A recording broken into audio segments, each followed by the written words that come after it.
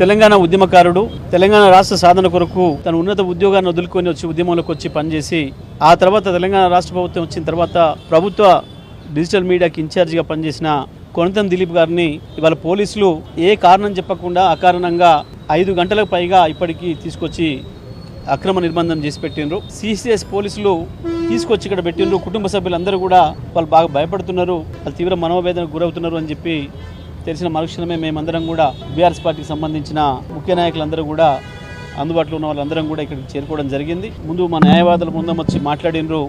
ఏం కేసులో అరెస్ట్ చేసినారు, ఆయన ఏం నేరం చేసిండు, ఎందుకు అరెస్ట్ చేసినారు అని చెప్పమంటే మేము అరెస్ట్ చేయలేదని చెప్తున్నారు. మేము అరెస్ట్ చేయలేదు, విచారణ చేస్తున్నామని చెప్తున్నారు. సరే విచారణ చేసుకోండి అని చెప్పి న్యాయవాదులు వచ్చి కిందకు వచ్చి కూర్చొని ఉన్నారు. మేమందరం వచ్చినాం. మేము వచ్చిన తర్వాత కూడా డీసీపీ గారి దగ్గరికి, అడిషనల్ సిపి గారి దగ్గరికి వెళ్ళి అడిగినాం, ఏంటి అసలు దేనికి తీసుకొచ్చినారు దిలీప్ గారిని, ఏం కారణం ఏంటి, ఏం చేసిండు ఆయన నేరం చెప్పండి అని.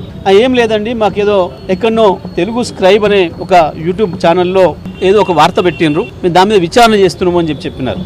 ఆయనకి ఏం సంబంధం, దిలీప్ గారికి దాంతో ఏం సంబంధం? దిలీప్ గారు పెట్టిన పోస్ట్ వల్ల ఎక్కడ శాంతి భద్రత భంగం కలిగింది, లేకపోతే ఎవరికి ఇబ్బంది జరిగింది, ఎవరికి నష్టం జరిగింది, ఎవరు కంప్లైంట్ చేసిండ్రు, దిలీప్ గారి వల్ల మాకు ఈ నష్టం జరిగిందని కంప్లైంట్ చేసిన వాళ్ళు ఎవరు అని అడిగితే సమాధానం లేవు. మా క్రైమ్ బ్యూరో ఏదో చూసింది, మా క్రైమ్ టీం చూసింది అని మాట్లాడుతున్నారు. వాళ్ళు చెప్తున్నది ఏదైతుందో పొంతన లేకుండా ఉంది. కేవలం పై నుంచి వెళ్ళి ఆర్డర్లు వస్తున్నాయి, ఎవరిని పట్టుకరమ్మంటే వాళ్ళని పట్టుకొచ్చి కూర్చోబెడుతున్నారు. ఇది స్పష్టంగా కనబడుతుంది. పోలీసులు నిజంగా ఎక్కడైనా నేరం జరిగితే నేరానికి సంబంధించిన వ్యక్తులను అరెస్ట్ చేయాల్సిన బాధ్యత ఉంది, తప్పకుండా చేయాలి, వాళ్ళ డ్యూటీ, అది మేము కాదనడం లేదు. దాన్ని ఒకవేళ మాకు సంబంధించిన వ్యక్తులపైన ఎక్కడైనా చిన్న ఆరోపణలు వస్తే మేమే ముందు పోలీస్ స్టేషన్ పంపిస్తాం.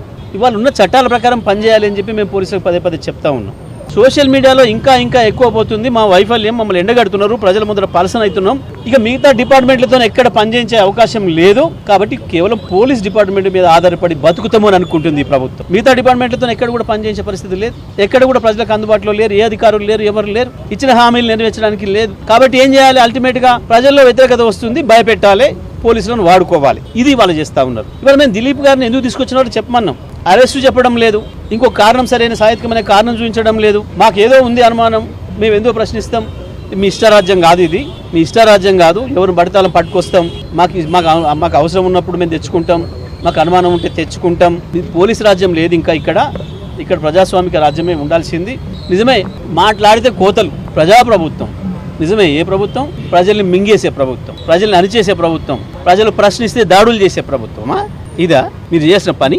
మేము డిమాండ్ చేస్తూ ఉన్నాం, వెంటనే ఏదైతే ఏ కారణం లేకుండా మా కొనతం దిలీప్ గారిని తీసుకొచ్చి 5-6 గంటల పైగా ఇవాళ సిసిఎస్లో పెట్టున్నారో మేము డిమాండ్ చేస్తున్నాం, వెంటనే వదిలిపెట్టాలి, బేషరతుగా వారి మీద ఏముందో చూపించాలి, పోలీసులు క్షమాపణ చెప్పి వదిలిపెట్టాలని చెప్పి మేము డిమాండ్ చేస్తూ ఉన్నాం.